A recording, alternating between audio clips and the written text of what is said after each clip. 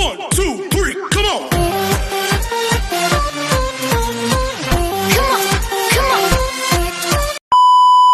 Hello beautiful people! Welcome back to my channel. This is your Mama Sam. Hola mga amigo, amiga, kumare at kumpare. Kamusta kayong lahat? Sana lahat po kayo ay okay at safe ngayong araw na ito. At syempre kung ako naman ang tatanungin nyo, nakikita naman ninyo ang beauty ng Mama Sam ninyo. Fresh overload pa rin, di ba? Ganyan talaga kapag umiinom ka ng maraming vitamin C plus kumakain ka ng maraming banana. Dahil sa banana, mas nakakaloka ang ganda ng mamasam ninyo. Charot! So, kamusta naman kayong lahat? Sana lahat kayo ay okay na okay ngayong araw ng Sunday. Have a blessed Sunday sa atin lahat ng bonggang-bongga. At hindi lang yan, syempre. Gusto ko rin magpasalamat sa walang sawang tumatangkilik dito sa Mamasam Vlog. Araw-araw, lagi-lagi. Maraming salamat po sa pagmamahal at support na binibigay ninyo.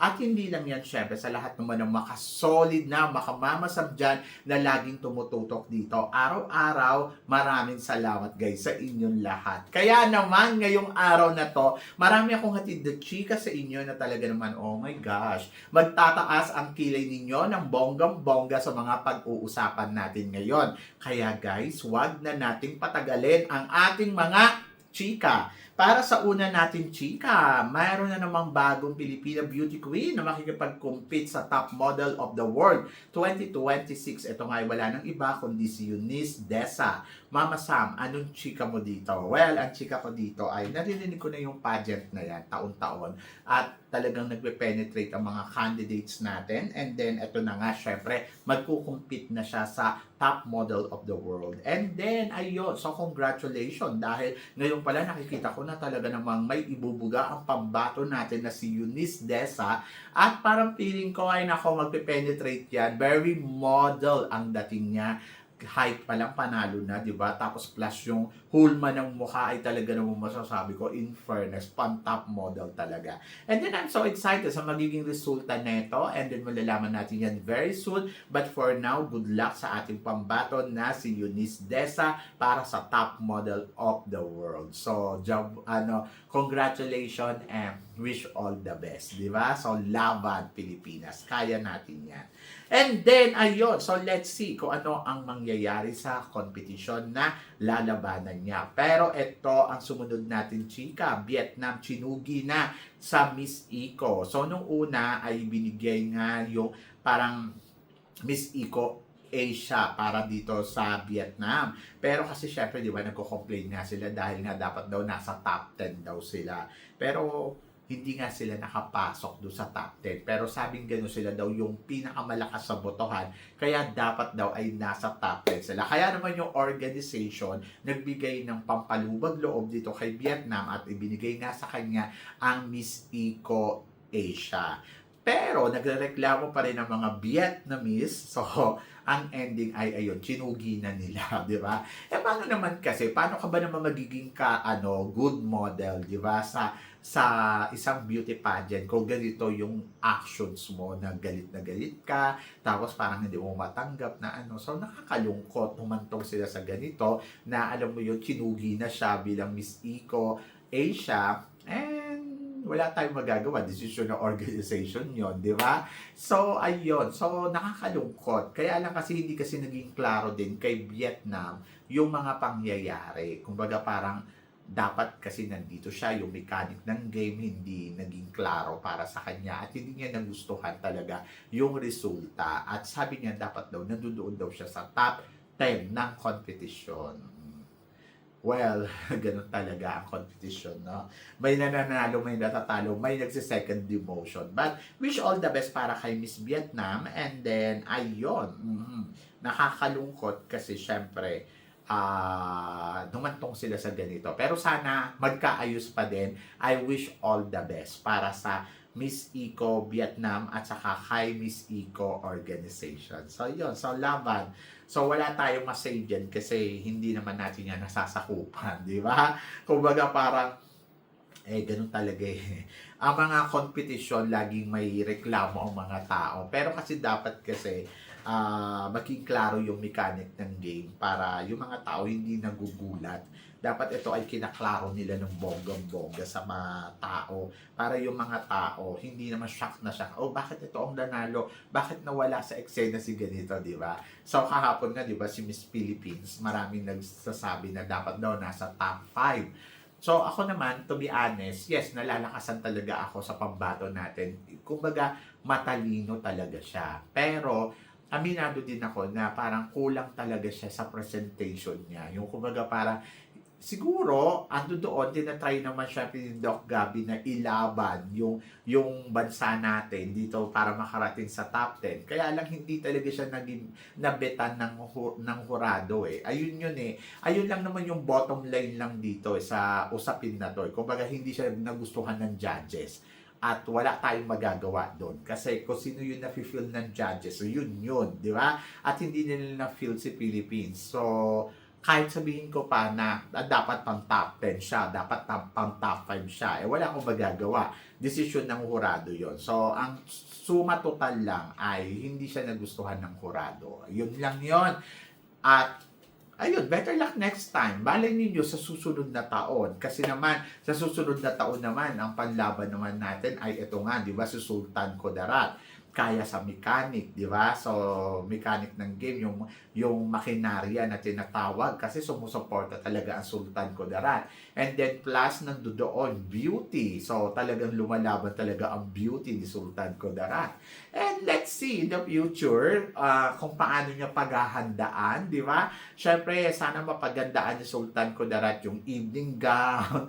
Ayun. So, lahat-lahat na kailangan niyang ilaban dito sa competition na Miss Eco International. So, good luck, di ba? So, yan.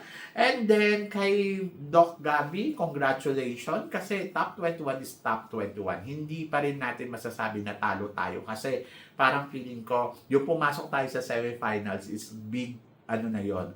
Kumbaga, achievement yon. And then, plus tayo pa ang reigning queen, di ba? Si Alexi from the Philippines. So, parang job well done overall, di ba? Job well done para kay Alexi and job well done para kay Doc Gabi. Oh, ganon! Kaya laban. So, eto, mga queen ng Czech Republic, may laban kaya sa international pageant dahil eto nga, kinoronahan na kahapon ang mga reyna nila mula sa Miss International, andyan din si Miss Earth, andyan din si Miss Grand, Supranational, and Miss World. 5 crown.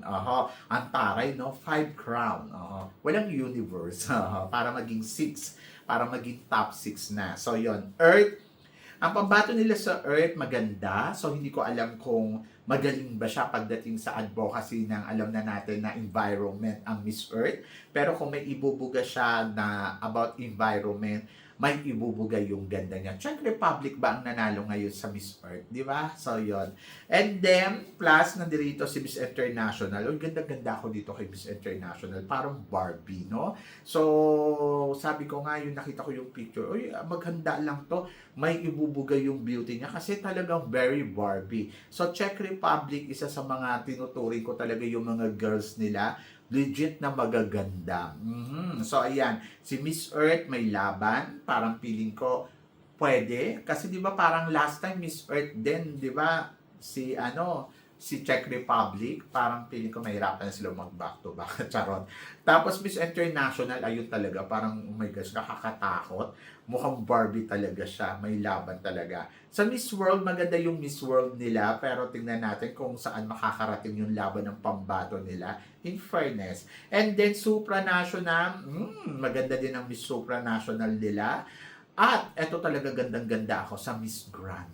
Parang feeling ko, my gosh, ang ganda ng magiging laban ng Miss Grand Czech Republic ngayon dito sa Miss Grand International.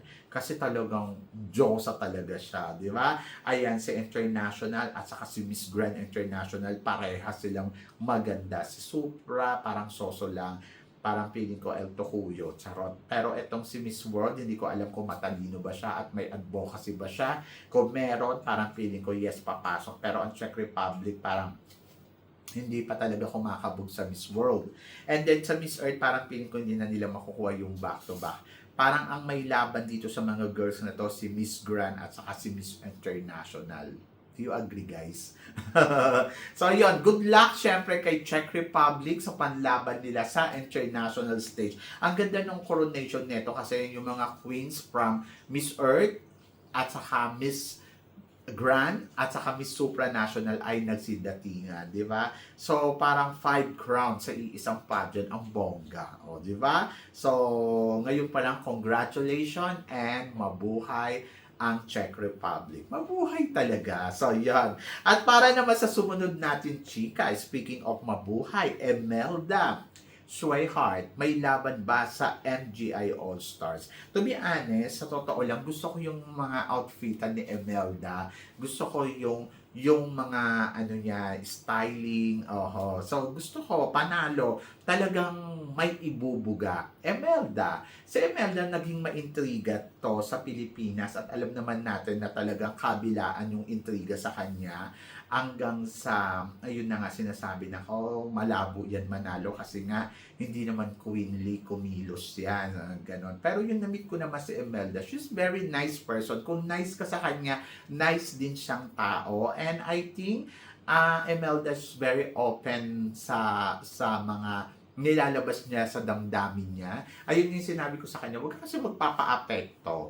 Pero, let's see. Ngayon, medyo maganda yung ipinapakita niyan. Laban, chill-chill lang, at talagang pasabog. So, may laban ba si Emelda in terms of sa pinapakita niyang performance at saka sa ipinapakita niyang orahan, ay may laban naman si Emelda. Masasabi ko na, wow, wow, wow, wow talaga. Sobrang excited ako sa ipapakita niyang eksena dito sa MGI All-Stars. And let's see sa preliminary competition kung isa siya sa mga magiging stunning candidate. Sabi ko nga sa kanya, opportunity niya to na ipakita yung Emelda talaga na alam mo yun na pwedeng kumabog, pwede talagang manalo, di ba? Kasi Emelda may ibubuga sa competition, but depende na yan sa performance na ipapakita niya. And let's see. So ngayon, ang masasabi ko lang kay Emelda, may laban. May laban. Sa nakikita kong laban niya, may laban. Pero hindi ko alam kung paano siya mananalo. Depende na yun sa diskarte niya. And abangan natin yung prelim. Kung siya nga ba ay papalo at siya nga ba, ibibigay niya nga ba yung best niya, di ba? But for now, Emelda ay isa sa mga nakikita kong malakas na candidates, di ba? So, laban yan. And then, eto nga, si Pusha Ravenna. Ravenna. Isa to sa mga inaabangan ng lahat.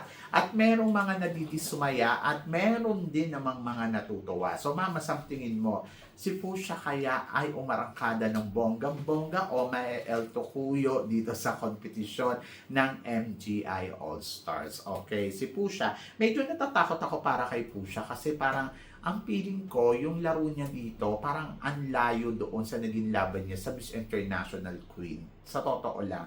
Doon sa Miss International Queen, nakita natin talaga, grabe, bigay na bigay talaga yung laban niya, palong-palo, di ba? Pero dito, medyo parang, disappointed ako kasi parang hindi ko pa nakikita na, alam mo yon, mas gusto ko yung laban niya nung lumalaban siya noon sa International Queen. Talaga doon masasabi ko may siguradong panalo siya doon. Pero dito natatakot ako na ma-El Tocuyo ang Pusha dahil hindi ko nakikita yung laban niya na very queen ang labanan. So medyo nakukulangan ako sa eksena, nakukulangan ako sa kabog, nakukulangan ako sa paandar. Pero nandoon naman na parang feeling ko naman prepared naman siya. So naghihintay ako kung ano ang ipapakita niya sa prelim. Kasi dito sa prelim magkakaalaman kung gaano nga ba siya ka-prepared, kung ano nga ba ang hinahanda niya, ano nga ba ang pasabog niya, anong galaw ang ipapakita niya. So sa prelim ko inaabangan yun lahat. And then sa prelim maaaring yes, kumabog siya ng bonggang-bongga at magulat tayong lahat na wow, she's queen, di ba? So, yon. So, let's see. Laban, di ba? So, yon. So, good luck and abangan natin yan. And then, pagdating naman dito, syempre, sa MGI All-Stars. So maraming mga kandidata din na malalakas from another country, and tignan natin yung mga magiging laro ng pambato natin. So yon, at para naman sa sumunod natin chika, ito nga, Thailand, Philippines, Indonesia, India para sa supranational. Mama Sam, sino sa tingin mo ang malakas? Siyempre, kung titignan ko sa picture na yan, ang malakas ay siyempre yung ganda ni Katarina Ligado o Katrina Ligado, di ba? So si Katrina Ligado, isa sa mga tinuturing ko talaga ngayong taon na to na possible na pwedeng manalo ng Miss Supranational because yung beauty niya talaga namang may ibubuga, di ba? So kung beauty ang pag-uusapan, sa kanilang apat, kabog ang beauty ni Katrina Ligado. Pero ang tanong, ano nga ba ang hinahanda ni Katrina Ligado para sa competition niya dito sa Miss Supranational? So, gano'n nga ba ka-prepared yung mga gagamitin niyang materyales, yung makinarya niya, gano'n nga ba kalakas, and then yung styling niya, ano nga ba ang ipapakita? I hope na sana prepared na prepared talaga siya sa lahat ng aspeto ng kompetisyon at meron talagang pasabog na ipapakita or may wow na dala-dala sa kompetisyon. So, malakas kung titignan mo, pero kasi depende yan sa preparasyon. Kasi baka mamaya, mas prepared pa sa kanya yung iba. 1 year mahigit ang hinintay natin para makalaban si Katrina Ligado, and I hope yung 1 year na yon enough na para masabi natin na nakapaghanda siya ng bonggang-bongga. But parang feeling ko naman, makikipaglaro at makikipagsabayan, di ba? So, ngayon pa lang, I'm so excited na sa magiging laban niya dito. And let's see, looking forward ako.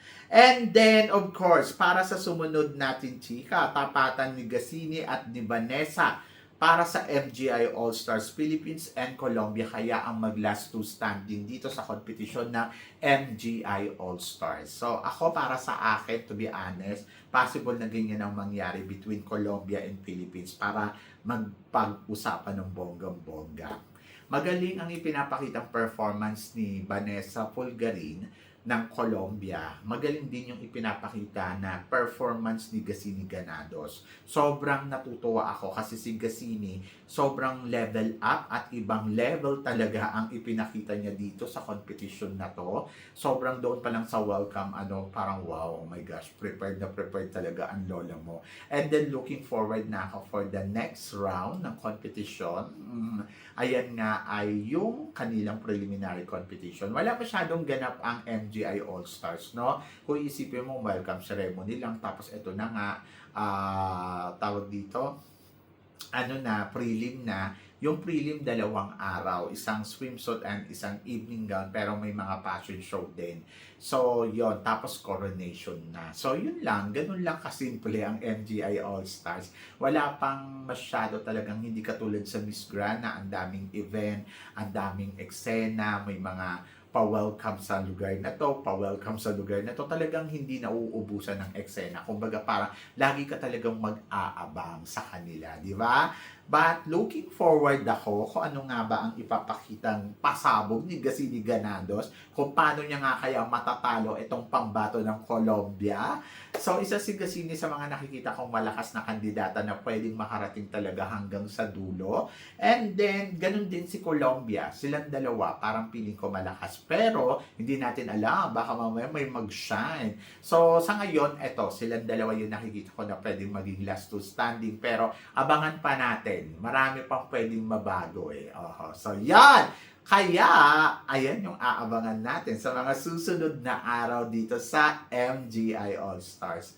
I'm so excited na makita sila uli. So it's a 27th ng April, ng May. So malapit na, 2 tulog na lang. So yon. So kayo guys, ano guys ang masasabi ninyo dito sa mga pinag-uusapan natin ngayon? So sino sa tingin ninyo ang malakas na kandidata sa MGI All-Stars at sino sa tingin ninyo ang mananalo? And then of course, ano kaya ang laban ng ibang kandidata natin na katulad ni Katarina Ligado sa Miss Supranational? At anong masasabi ninyo sa bagong reyna ng Czech Republic dito sa ilalaban nila sa international stage. Please comment below para at least malaman ko naman kung ano naman ang chika mo dito sa mga pinag-uusapan natin ngayon. Siyempre maraming salamat sa inyong lahat sa love and support na binibigay ninyo syempre dito sa channel ko, at sa mga hindi pa nakaka-follow at nakaka-subscribe, please don't forget to click like and subscribe my channel.